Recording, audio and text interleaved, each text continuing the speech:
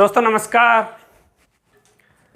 दोस्तों जैसा कि मैंने आपसे लास्ट वीडियो में बोला था कि हम ईवीएस के कुछ चैप्टर रीट L1 के लिए लेके आएंगे। लेकिन दोस्तों मैं एक चीज़ कह देना चाहता हूँ, हो सकता है मेरी छवि आपके दिमाग में कुछ अलग हो, लेकिन मैं आपसे एक बात बता देना चाहता हूँ, मुझे वो हर काम करने में मज़ा आता है और मैं वो हर काम करता हूँ जो मुझे अच्छा लगता है। चाहे दूसरे के हक की लड़ाई हो, अपने हक की लड़ाई हो, या जो भी काम एक्स वाई जो अच्छे कार्य होते हैं वो मुझे बहुत अच्छे लगते हैं। मुझे सिर्फ और सिर्फ नफरत है तो सिर्फ एक चीज़ से है, वो बुरे काम से। हो सकता है कुछ भाई मुझे ये दे रहे हों या कुछ बोल सके, बोलने दो, मुझे कोई फ़र्क नहीं पड़ता। लेकिन दोस्तों मैं आपसे एक ही चीज़ कहूँगा, हमेशा पॉजिटिविटी रखिए अंदर, नेगेटिव कभी मत आने दीजिए। जैसा कि मैंने अभी लास्ट वीडियो में बोला था कि अपन राजस्थान जीके के कुछ ऐसे चैप्टर लेके आएंगे जो रीट L1 में शामिल हुए हैं नए सिलेबस में, जिनमें कुछ दिक्कतें आ रही हैं भाइयों को। तो अगर मेरी वीडियो आपके लिए हेल्पफुल लगे तो दोस्तों एक बार शेयर ज़रूर करना। वास्तव में आपके मन में ये लगे हाँ यार अमर भाई ने बहुत अच्छा पढ़ाया है या फिर बहुत अच्छा हमारे लिए रहा है ये वीडियो, एक एक चीज़ें अच्छे से क्लियर करेंगे दोस्तों। तो एक बार लाइक ज़रूर करना, अगर आपको अच्छी लगे तो ही करना, अच्छी नहीं लगे तो मत करना दोस्तों। तो दोस्तों चलते हैं। सबसे पहले तो मैं आपको बता देना चाहता हूँ, अपन बात करेंगे सबसे पहले एक सिलेबस में नया टॉपिक जुड़ा है, राजस्थान के लोक देवता। दोस्तों ये चैप्टर या फिर ये सिलेबस में टॉपिक कह सकते हैं, ये नया टॉपिक जुड़ा है दोस्तों। बहुत टिपिकल टॉपिक मानते हैं, लेकिन मैं आपको गारंटी के साथ, दावे के साथ कह सकता हूँ, आपने ये वीडियो एंड तक देखी तो आपको 100% श्योर हो जाएगा कि ये चैप्टर 100% क्लियर होगा दोस्तों। और दोस्तों एक और चीज़ है, नया सिलेबस में जुड़ा है टॉपिक तो नॉर्मली क्वेश्चन भी बन सकते हैं। तो एक बार वीडियो एंड तक जरूर देखिएगा। आप बस आपके 5 मिनट लूँगा, आपको लगे अच्छा तो आगे से आगे देखना, नहीं लगे तो मत देखना दोस्तों। तो अपन ज़्यादा मैं इसके बारे में बात नहीं करूँगा, मैं जो टॉपिक है उस पर ही आता हूँ दोस्तों। एक चीज़ सबसे पहले, एक ये शब्द है लोक देवता। अब लोक देवता कहते किसे हैं दोस्तों, ये चीज़ मैं आपको बताऊँ। लोक देवता उन सभी, जरूरी नहीं है दोस्तों ये देवता ही हो। मैं कहता हूँ दोस्तों मेरे हिसाब से लोक देवता वो है जो परोपकार की भावना रखता हो, मनुष्य हित में कार्य किया हो या परहित में कार्य किया हो। ऐसे समस्त जो महापुरुष हुए, जो महान इस धरती पर जो महान पुरुषों ने जन्म लिया दोस्तों, वो समस्त लोक देवता है मेरे हिसाब से तो। लेकिन दोस्तों यहाँ बात करेंगे अपन अपने राजस्थान के जो लोक देवता हैं हिस्ट्री में, उनके बारे में। मारवाड़ में पंचपीर के नाम से इन्हें जाना जाता है, पंचपीर के नाम से। और ये दोस्तों इन्होंने, जो ये लोक देवता थे, इन्होंने अपना सर्वस्व जीवन, संपूर्ण जीवन मनुष्य हित में, परहित में, परोपकार में लगा दिया था दोस्तों। आपके जो हमारी ऐतिहासिक पृष्ठभूमि है इन लोक देवताओं की, तो उनसे एक ही चीज निकल के आती है दोस्तों, समस्त लोक देवताओं ने लोक कल्याण में कार्य किया था दोस्तों। किसके लिए कार्य किया था दोस्तों? लोक कल्याण के लिए। यानी कि हम कह सकते हैं जितने भी लोक देवता थे हमारे दोस्तों, उन्होंने समस्त देवताओं ने लोक हित में कार्य किया, मनुष्य हित में कार्य किया, परोपकार किया, या फिर कोई भी कार्य हो, कहने का मतलब है अच्छे से अच्छे कार्य किए दोस्तों। और इसीलिए इनको आज पूजा जाता है, क्योंकि कोई भी महान व्यक्ति अगर हमारे लिए अच्छा कार्य करता है तो हम उसे पूजते हैं दोस्तों। तो इसीलिए इनको पूजा गया दोस्तों। अब मैं आपको एक चीज़ बता दूंगा दोस्तों, एक ट्रिक बताऊंगा बहुत ही शानदार वाली, जिसे आप भूल ही नहीं सकते। मैं दावे के साथ कह सकता हूँ, 1-2 बार यहीं याद कराएंगे दोस्तों, लिखने की जरूरत ही नहीं है आपको। एक ट्रिक मैंने बनाई है, पागो हड़बू राम जी दोस्तों, ये ट्रिक बनाई है। हो सकता है कुछ भाइयों को प्रॉब्लम हो, या मेरे कुछ दोस्त हैं, कुछ मित्र हैं, उनको प्रॉब्लम हो इस शब्द को समझने में। लेकिन जो पूर्वी राजस्थान से हैं उन्हें इस शब्द को पहचानने में इतनी ज़्यादा दिक्कत नहीं आएगी, क्योंकि ये जो पागो शब्द है दोस्तों, इसका अर्थ होता है पा गया। दोस्तों एक हडू राम नामक व्यक्ति था, इसे याद कराने के लिए थोड़ा सा टाइम लूँगा, 2 मिनट। एक हडबू राम नाम का एक व्यक्ति था और वह गांव में, एक ददरेवा गांव था, रुणीचा गांव था, या कोई भी आप गांव ले सकते हो, तो उसमें वो गायब हो गया। कौन गायब हो गया? हडबू राम जी। आपको याद हो जाएगा अच्छे से कौन गायब होगा दोस्तों, हडबू राम जी। तो उसको उनके घर वाले इधर उधर ढूंढने गए या खोजने गए, तो जैसे ही उनको वो दिखा, हडबू राम जी जब उनको दिखा, तो उन्होंने बोला कि पागो हडबू राम जी। पागो यानी पा गया, यानी पागो हडबू राम जी, पागो हडबू राम जी। तो दोस्तों इसमें आप ये देखो, पा से पाबू जी, गो से गोगा जी, हडबू से हडबू जी, रा से रामदेव जी, और मैं से मेहा जी। देखो दोस्तों, एक हमारे पंचपीर दोस्तों, यानी पंचपीर यानी 5 पीर यानी देवता, देवता या लोक देवता दोस्तों। पंचपीर जो हैं उनके नाम, पहले हो गए पाबू जी, दूसरे हो गए गोगा जी, तीसरे हो गए हडबू जी, चौथे हो गए रामदेव जी, और 5वें हो गए मेया जी मांगलिया। दोस्तों आपको याद हो जाएगा पागो हडबू राम जी, इस ट्रिक को आप याद कर लीजिए, इससे ही याद हो जाएगा। और अपने पास इतना टाइम नहीं है, रीट में बहुत ज़्यादा हम मोस्ट चीज़ें पढ़ेंगे जो हमारे एग्जाम के लिए ऑथेंटिक हैं और एग्जाम में आ सकती हैं। दोस्तों ये याद कर लेना, इसमें से एक क्वेश्चन 100% आएगा आपके, क्यों न्यू सिलेबस में न्यू टॉपिक जुड़ा है। मारवाड़ के पंचपीर हैं, कौन कौन हैं? पा से पाबू जी, गो से गोगा जी, हडबू से हडबू राम जी, और रा से रामदेव जी, मैं से मेहा जी मांगलिया। अब हम इसी टॉपिक में आगे दोस्तों लेंगे। सबसे पहले जो प्रमुख हैं पंचपीरों में, प्रमुख पंचपीरों में जो प्रमुख पीर हैं दोस्तों, उन्हें लेंगे। पीरों के पीर दोस्तों, एक चीज सबसे पहले मैं आपको बता देना चाहता हूं, पीरों के पीर, पीरों के पीर तो कहा जाता है रामदेव जी को। पीरों के पीर किसे कहा जाता है दोस्तों? रामदेव जी को। लेकिन अभी रामदेव जी को हम बाद में पढ़ेंगे, हम सबसे पहले लेंगे गोगा जी। सबसे पहले लेंगे गोगा जी दोस्तों, इनके बारे में जानेंगे दोस्तों। सबसे पहले गोगा जी, सबसे पहले जन्म, गोगा जी का जन्म कहाँ हुआ था दोस्तों? गोगा जी का जन्म हुआ था ददरेवा। ददरेवा वर्तमान में कहाँ है दोस्तों?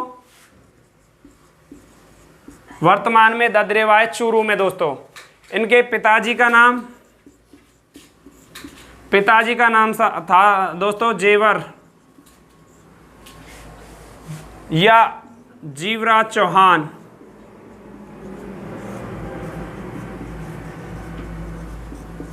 क्या था दोस्तों?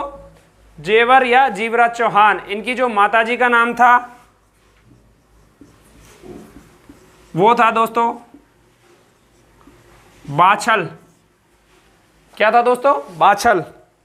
गोगा जी की माताजी का नाम था बाछल, पिताजी का नाम था जेवर या जीवराज चौहान। जन्म कहाँ हुआ था दोस्तों? ददरेवा में हुआ था दोस्तों। कहाँ हुआ था दोस्तों? ददरेवा में हुआ था। कब हुआ था दोस्तों? इस बारे में बताऊं मैं आपको। विक्रम संवत 1003 ईस्वी में इनका जन्म माना जाता है। भाद्रपद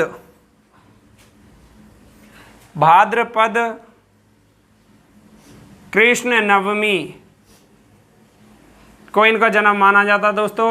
और कृष्ण नवमी को भाद्रपद में क्या कहा जाता है दोस्तों? गोगा नवमी।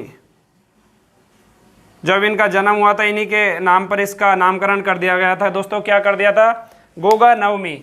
अब दोस्तों इनकी स्टोरी सुनेंगे। ये तो नॉर्मल हो गया, जन्म हुआ था ददरेवा चूरू में। पिताजी का नाम था जेवर उर्फ जीवराज चौहान, माताजी का नाम था बाछल। जन्म हुआ था 1003 ईस्वी में विक्रम संवत के अनुसार। भाद्रपद कृष्ण नवमी को इनका जन्म हुआ था। दोस्तों कहते हैं कि जो इनकी माता थी बाछल, इनको अपने पूर्व जन्म में एक श्राप लगा हुआ था किसी ऋषि का। इसी कारण लगभग 12 से 15 साल विवाह के बाद इन पे संतान उत्पत्ति नहीं हुई थी। तो इन्होंने किसी जैसे भविष्यकर्ता या कहते हैं ज्योतिषी, उनको घर पे बुलाया था। ज्योतिषी जी ने कहा था कि आप एक नाम बताया था दोस्तों, गोरखनाथ, गुरु गोरखनाथ जी। जैसे भविष्यकर्ता या ज्योतिषी जी ने कहा था बाछल जी से कि आप इनकी तपस्या करो। इन्होंने तपस्या करी। किसने की तपस्या दोस्तों? गोगा जी की माता बाछल जी ने। बाछल जी ने जैसे इनकी तपस्या की, कितने दिन? लगभग 12 वर्ष। इनकी 12 वर्ष लगभग तपस्या की। तो ये प्रसन्न होके खुद ही कहाँ आए थे दोस्तों? ददरेवा में। उस टाइम दोस्तों ददरेवा, अब तो चूरू जिला हो गया, उसमें एक स्थान हो गया, लेकिन उस टाइम पे कोई जिला नहीं था। ददरेवा एक रियासत थी, एक ठिकाना था। एक दोस्तों क्या थी? रियासत या ठिकाना। ठिकाना था दोस्तों। उसका जो शासक था कौन था? गोगा जी के पिताजी जीवराज चौहान या जेवर सिंह, ये इनके शासक थे। तो जैसे ही दोस्तों गुरु गोरखनाथ जी ददरेवा में आए, और ददरेवा में आए तो उन्होंने दोस्तों एक बाछल जो गोगा जी की माता जी थी, इनकी एक मौसी जी थी गोगा जी की, यानी कि बाछल की बहन थी काछल, और ये दोनों बहनें जुड़वा बहनें थी दोस्तों। तो जैसे दिखने में एक जैसी लगती थी। तो जैसे इनको पता लगा गुरु गोरखनाथ जी के बारे में कि मेरी बहन ने ऐसे ऐसे तपस्या की है और वो गुरु यहाँ पर आए, तो ये काछल ये बाछल बन के उनके पास चली गई और उनसे आशीर्वाद ले लिया। उनसे आशीर्वाद जैसे लिया तो वो आशीर्वाद के स्वरूप, अब दोस्तों देखो, कोई भी कार्य अगर हम करें, सच्चाई के साथ करें या एक गलत तरीके से करें, तो इन्होंने जो आशीर्वाद लिया था वो एक गलत तरीके से लिया था। तो उस गलत तरीके से इन्होंने आशीर्वाद लिया था। इनके 2 पुत्र जन्म में, अर्जन और सर्जन। क्या नाम थे दोस्तों? अर्जन या सर्जन, 2 पुत्र थे। कौन थे ये? गोगा जी के चचेरे भाई, चचेरे भाई थे दोस्तों।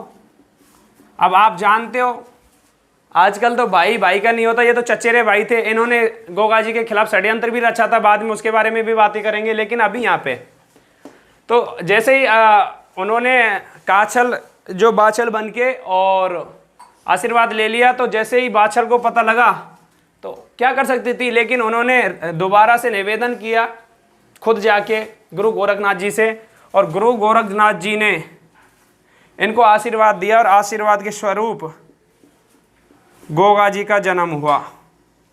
गोगा जी का जन्म हुआ दोस्तों, बता ही दिया कब हुआ? 1003 ईस्वी में भाद्रपद कृष्ण नवमी को हुआ।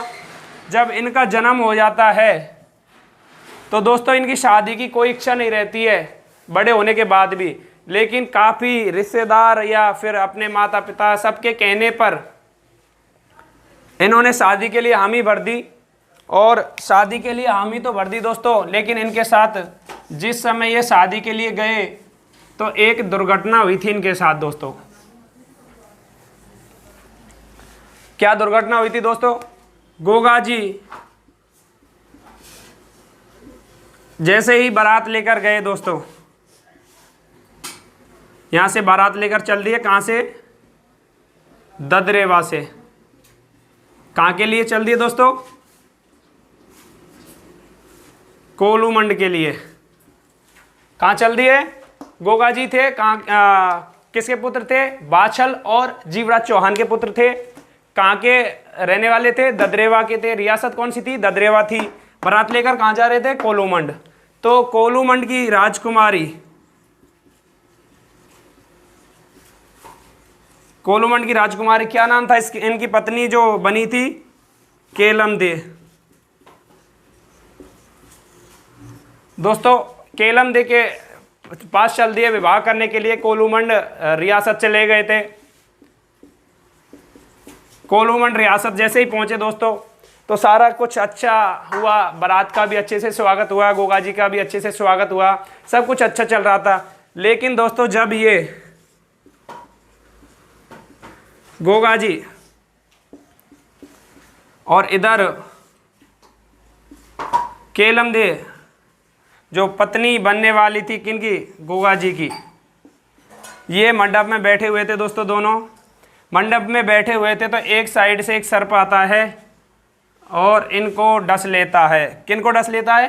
केलमदे जी को। ध्यान रखना दोस्तों, आप बहुत अच्छे से याद होगा आपको। केलमदे जो गोगा जी की पत्नी थी उनको डस लेता है। तो ये सिद्ध पुरुष तो थे ही, क्योंकि शुरू से इनके गुरु कौन थे? इनके गुरु थे गोरखनाथ जी। इनके गुरु गोरखनाथ जी थे, तो इनके शिष्य थे, तो शुरू से सिद्ध थे। तो इन्होंने अपनी सिद्धि से एक यज्ञ किया दोस्तों, और एक यज्ञ में एक कढ़ाई ली, कढ़ाई में तेल डाला और तेल डाल के उसी नीचे अग्नि जलाई। तो दोस्तों कहते हैं जब इन्होंने मंत्र उच्चारण शुरू किए तो अपने समस्त लोक के सर्प इस कढ़ाई में आने लग गए। तो इस चीज को देखकर नाग देवता बहुत ही ज्यादा परेशान हो गया और नाग देवता प्रकट हुए। कहाँ हुए दोस्तों? गोगा जी के जो यज्ञ था उनके सामने। जैसे ही नाग देवता प्रकट हुए तो नाग देवता ने रिक्वेस्ट की गोगा जी से कि महाराज आप इसको बंद करें। तो गोगा जी ने एक बात कही थी, मैं बंद कर दूंगा, लेकिन मेरी जो पत्नी है, बनने वाली पत्नी है केलमदे, उसका जहर वापस होना चाहिए। तो जैसे ही दोस्तों नाग देवता ने उनसे प्रॉमिस किया कि ठीक है, तो नाग देवता ने ही केलमदे का जहर वापस किया और ये वापस जीवित हो गई दोस्तों। और नाग देवता जब गए थे वापस तो गोगा जी के लिए एक उपाधि दे गए कि आपको नाग देवता के रूप में पूजा जाएगा, सर्प देवता के रूप में पूजा जाएगा। और जब कभी भी कोई सर्पदंश होगा, यानी कि कोई भी सांप अगर किसी व्यक्ति को काटेगा तो आपको याद किया जाएगा। तो दोस्तों सर्पदंश में हम गोगा जी को याद कर रहे हैं, गोगा जी महाराज को हम याद करते हैं। अब कहते हैं कि कोई सर्प अगर काट लेता किसी व्यक्ति को तो गोगा मेंढी या गोगा जी के स्थान पर उनको ले जाया जाता है, जहाँ पर वो सही हो जाते हैं लोक कथाओं के अनुसार दोस्तों। तो गोगा जी का ये यहाँ से हो गया। इसके बाद दोस्तों जब ये वापस आ गए थे वहाँ से सकुशल केलमदे को लेकर वापस आ गए थे अपनी रियासत। कौन सी रियासत थी दोस्तों इनकी? ददरेवा। कहाँ पे थी? चूरू में। दोस्तों ददरेवा में ये वापस आ गए। ददरेवा में आने के बाद इनके साथ एक षड्यंत्र किया अर्जन और सर्जन ने। और दोस्तों 1130 इनके करीब इनका जन्म हुआ था 1003 में दोस्तों विक्रम संवत के अनुसार। लेकिन उसी समय महमूद गजनवी से इन्होंने युद्ध किया था। जो कहते हैं दोस्तों लोक कथाओं के अनुसार कि अर्जन और सर्जन ने उन्हें आमंत्रित किया था या जो भी है, लेकिन इनसे युद्ध किया था इन्होंने और इनका सिर युद्ध में ये शहीद हुए थे। कहते हैं 60 भतीजे और 47 पुत्रों के साथ ये शहीद हुए थे उस युद्ध में। कोई ऑथेंटिक चीज़ नहीं है दोस्तों, तो एग्जाम की दृष्टि से कोई ज़्यादा इंपॉर्टेंस नहीं रखता ये। लेकिन दोस्तों जैसे ये शहीद हुए तो सबसे मोस्ट इम्पॉर्टेंट चीज़ है इसमें, जब ये शहीद हुए थे इनका सिर है वो कहाँ गिरा था दोस्तों? ददरेवा।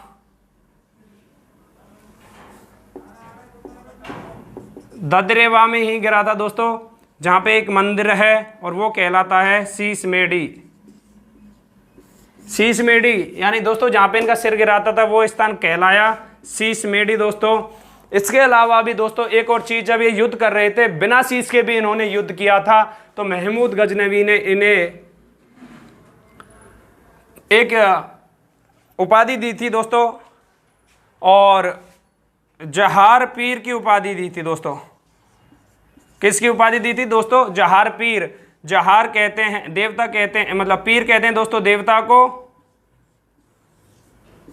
यानी कि देवताओं की तरह युद्ध कर रहे थे दोस्तों। ये बिना सिर के भी इन्होंने युद्ध किया था, इसीलिए इनको एक और नाम से जाना जाता है, जहार पीर के नाम से दोस्तों। ये चीज़ आपको याद हो जाएगी, जहार पीर के नाम से। इसके अलावा दोस्तों जब इनका सर तो शीश मेढ़ी ददरे व चूरू में गिर गया था, लेकिन जब इनका धड़ है दोस्तों वो गिरा था नहौर स्थान हनुमानगढ़ में। कहाँ गिरा था दोस्तों? हनुमानगढ़ में गिरा था धड़, और वो स्थान कहलाया था गोगा मेढ़ी। गोगा मेढ़ी दोस्तों, वो स्थान कहलाया गोगा मेढ़ी। कहाँ पे था दोस्तों? नौहर। नौहर कहाँ पे? हनुमानगढ़ में। तो गोगा मेढ़ी दोस्तों, यहाँ पर एक मेला लगता है। कब लगता है? जब गोगा जी का जन्म हुआ था। जन्म कब हुआ था? भाद्रपद कृष्ण नवमी। भाद्रपद कृष्ण नवमी को यहाँ पे एक मेला लगता है दोस्तों गोगा मेढ़ी में, और बहुत ही बड़ा मेला लगता है, लक्खी मेला लगता है दोस्तों। इसके अलावा दोस्तों मैं एक चीज़ और कह देना चाहता हूँ आपसे, थोड़ी सी जानकारी और रही है इनके बारे में, और आपका ये जो टॉपिक है ये क्लियर हो जाएगा दोस्तों। जो भी क्वेश्चन है इसी में से बन जाएगा। ददरेवा में इनका मंदिर है। ददरेवा में इनका दोस्तों मंदिर है, और उस मंदिर पर क्या लिखा हुआ है दोस्तों? बिस्मिल्लाह। दोस्तों एक शब्द लिखा है बिस्मिल्लाह। इसी बिस्मिल्लाह शब्द से आप जानकारी जुटा सकते हो या पता लगा सकते हो कि ये किसी एक धर्म के देवता नहीं थे, ये हिंदू और मुस्लिम दोनों धर्म के लोग इन्हें, और अन्य धर्म के समस्त लोग भी इन्हें पूज्य मानते थे दोस्तों। इनके मंदिर पर क्या लिखा हुआ दोस्तों? बिस्मिल्लाह लिखा हुआ है दोस्तों। कहाँ पे इनका मंदिर? ददरेवा में। इसके अलावा एक और मंदिर है दोस्तों, वो है सांचौर। सांचौर कहाँ है दोस्तों? जालौर में। और इसे क्या कहा जाता है दोस्तों? इस मंदिर को गोगा जी की ओलडी। गोगा जी की ओलडी कहा जाता है दोस्तों। ये इनके मंदिरों की बात हो गई दोस्तों। एक चीज और है, जब किसान हल चलाता है अपने खेत में, या फिर हल जोतने जाता है, तो हल और हाली दो शब्द हैं दोस्तों, हल और हाली। हल तो जिसे हम हल चलाते खेत में जैसे वही होता है, लेकिन हाली किसे कहते हैं? हाली कहते हैं दोस्तों हल चलाने वाले को, यानी किसान ही एक तरीके का हाली होता है। और उससे पहले किसान हल चलाने से पहले एक राखी टाइप में होती है दोस्तों, राखी टाइप में होती है, और उसे क्या कहा जाता है? गोगा राखड़ी। गोगा राखड़ी उसका नाम है। उसको हल के भी और हाली को भी दोनों को बांधा जाता है दोस्तों, क्योंकि जब किसान हल जोतता है तो कोई भी कीड़ा मकोड़ा जैसे सर्प वगैरह इत्यादि उन्हें नहीं काटते हैं। कहते हैं कि गोगा जी के नाम लेने से ही सर्प भाग जाते हैं, तो इसीलिए उनके नाम से राखी बांधी जाती है, जिससे किसान को कोई दिक्कत ना आए दोस्तों। इसके अलावा दोस्तों एक और चीज़ है, ये सारी चीज़ें हो गई, लेकिन अब हम आते हैं वर्तमान में। गोगा मेढ़ी का जो हनुमानगढ़ में जो मंदिर है उसका वर्तमान स्वरूप किन्होंने बनवाया था? गंगा सिंह। और गंगा सिंह कहाँ से संबंधित है? बीकानेर। बीकानेर के महाराजा थे गंगा सिंह, उन्होंने इसका वर्तमान स्वरूप बनाया था दोस्तों। और इसके अलावा दोस्तों ऐसा कुछ नहीं रहा है। आपको एक चीज़ फिर से याद दिला देता हूँ, पंचपीर जो है उसे याद कर सकते हैं आप। पागो हडबू राम जी। इस ट्रिक से आप सबको याद कर सकेंगे, पाबू जी, गोगा जी, हडबू जी, रामदेव जी और मेहा जी, ये पंच पीर हैं मारवाड़ के दोस्तों।